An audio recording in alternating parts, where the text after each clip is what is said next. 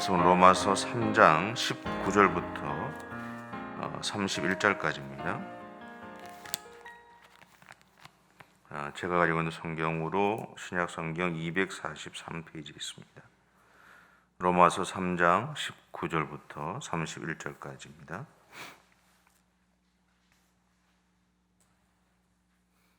우리 함께 봉독하겠습니다. 우리가 알거니와 물론 율법이 말하는 바는 율법 아래 있는 자들에게 말하는 것이니 이는 모든 입을 막고 온 세상으로 하나님의 심판 아래에 있게 하려 함이라. 그러므로 율법의 행위로 그의 앞에 의롭다 하심을 얻을 육체가 없나니 율법으로는 죄를 깨달음이니라.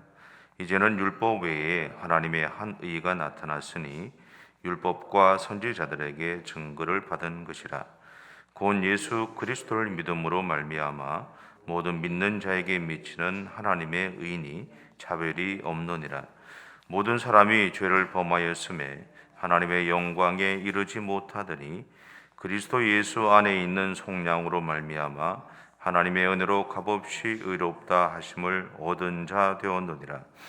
이 예수를 하나님의 그의 피로서 믿음으로 말미암는 화목제물로 세우셨으니 이는 하나님께서 길이 참으시는 중에 전에 지은 죄를 간과하심으로 자기의 의로우심을 나타내려 하심이니 곧 이때에 자기의 의로우심을 나타내사 자기도 의로우시며 또한 예수 믿는 자를 의롭다 하려 하심이라.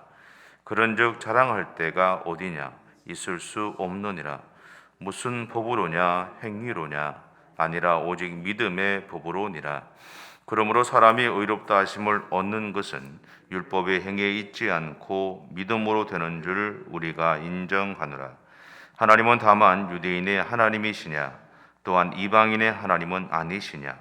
진실로 이방인의 하나님도 되시느니라. 할례자도 믿음으로 말미암아 또한 무할례자도 믿음으로 말미암아 의롭다 하실 하나님은 한 분이시니라. 그런즉 우리가 믿음으로 말미암아 율법을 파기하느냐? 그럴 수 없느니라. 도리어 율법을 굳게 세우느니라. 아멘. 사람을 세우는 사람이라는 책이 있는데 이 책의 이제 저자인 하워드 핸드릭스라는 사람이 자기 삶에 대해서 어릴 때 삶에 대해서 이렇게 표현하는 게 있어요. 제가 한번 읽어볼게요. 그냥 부담 없이 한번 들어보십시오. 내가 사춘기였을 때 예쁜 여학생과 데이트를 했던 적이 있습니다. 나는 필라델피아 북동쪽에 살았고 그녀는 필라델피아 남서쪽에 살았습니다.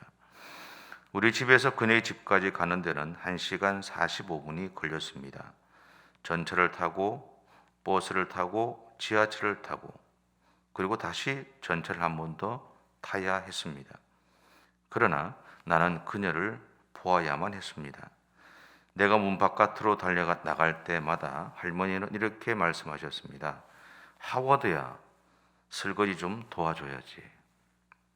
그러면 나는 한 반 블록 좀 내려가면서 이렇게 소리 질렀습니다. 미안해요 할머니, 지금은 도와드릴 수 없어요. 제 여자친구를 만나야 해요. 그리고 도시의 정반대편까지 가서 무엇을 했을까요? 나는 그녀의 설거지를 도와주었습니다. 이날까지도 나는 나의 아내가 된 그 여인과 함께 설거지를 했던 일보다 더 기쁜 일은 없었습니다. 그녀의 기쁨이 내가 바라는 소망이었습니다.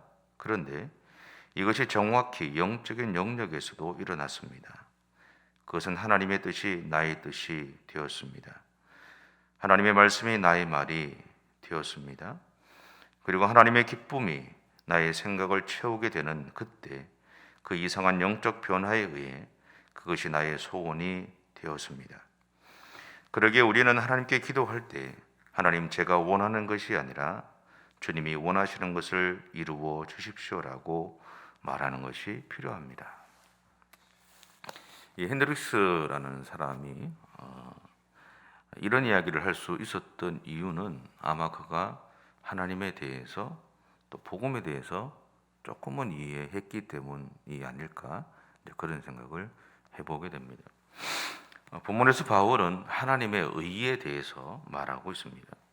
이 하나님의 의란 우리 입장에서 보면 우리가 예수님을 믿음으로 하나님으로부터 의롭게 되었다고 인정함을 받은 것을 말합니다. 반면에 하나님의 입장에서 보면 예수님을 믿는 우리가 더 이상 아담과 하와를 통해서 이어져 왔던 죄의 유산의 영향에 갇혀서 하나님과의 관계가 무너진 상태로 살지 않게 되었다라는 것을 의미하죠. 그러니까 하나님은 아담과 하와의 불순종 이후에 우리가 하나님과의 관계가 단절되어져서 더 이상 하나님을 생각할 수 없는 상태에 빠졌을 때, 그럼에도 우리가 하나님과의 관계를 이어갈 수 있게 하는 끈으로 우리에게 주신 것이 율법이었습니다. 그리고 이것을 실질적으로 보여주기 위한 대표로 선택받은 민족이 이스라엘 백성들이었죠.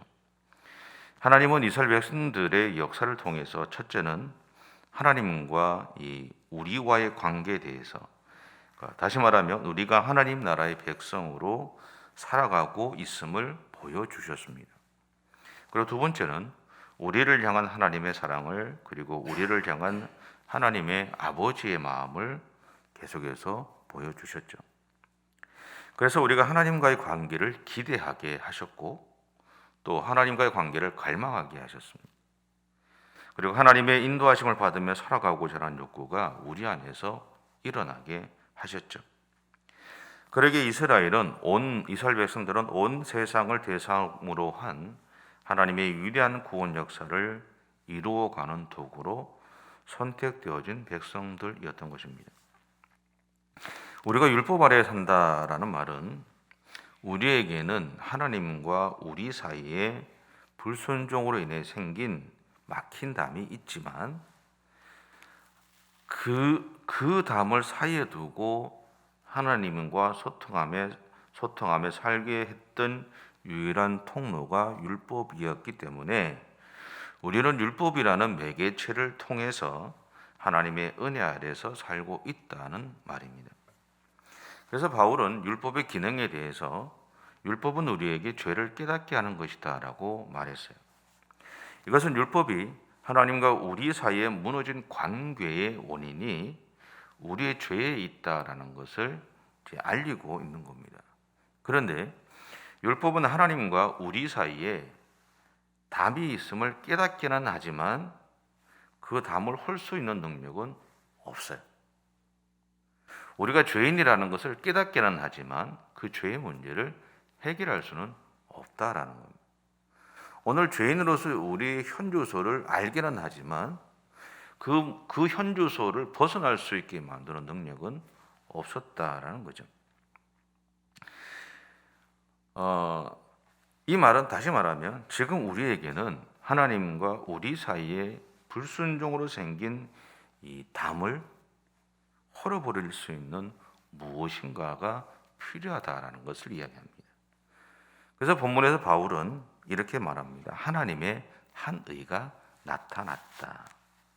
이 말은 우리가 하나님에게서 의롭다고 인정함을 받을 수 있는 길이 열렸다라는 것을 이야기하죠. 그 길이 바로 우리가 잘 알고 있는 예수 그리스도입니다. 그리고 예수님이 우리에게 길이 되시기 위해서는 우리가 예수님을 믿어야 하죠. 예수님 믿으시죠? 그죠? 그분이 우리의 삶에서 하나님과 우리 사이에 막힌 담을 허시는 유일한 길이라는 것을 믿으시는 줄 압니다. 그러기에 우리는 예수님이 나의 죄를 위한 대속제물이 되셨음을 인정하고 또 예수님의 대속제물 되심이 나의 죄를 사했음을 인정하고 하나님이 예수님 이외에 다른 이름으로 우리에게 구원자를 보내시지 않았음을 믿음으로 우리는 구원의 길이 되신 예수 그리스도의 은혜 안에 있게 되었다라는 것이죠. 그래서 하나님은 우리를 향해서 이렇게 선언하셨던 겁니다. 이제야 너희가 의롭게 되었다. 이것이 지금 우리가 가지고 있는 하나님의 의입니다. 우리가 의로운 것이 아니라 예수 그리스도를 믿음으로 우리가 하나님으로부터 어렵다고 인정함을 받은 바로 그 의.